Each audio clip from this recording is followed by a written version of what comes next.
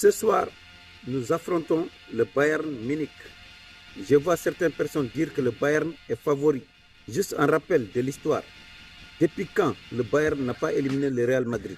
Depuis 2012. On les a rencontrés en 2014, 2017, 2018, 2024. Ça fait combien? Ça fait 4 fois qu'on les élimine. Donc vous dites qu'eux, ils sont favoris. Le Real en Ligue des Champions, il est inexplicable. Regardez Manchester City.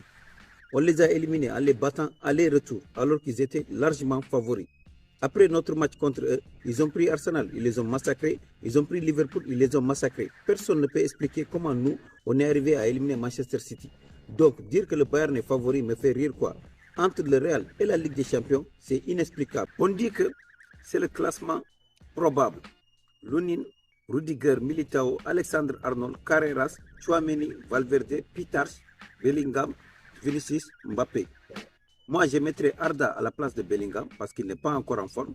Ce qui est important pour moi, c'est que Bellingham, Vinicius et Mbappé, si leur rendement dans le match n'est pas bon, l'entraîneur doit avoir le courage de les faire sortir.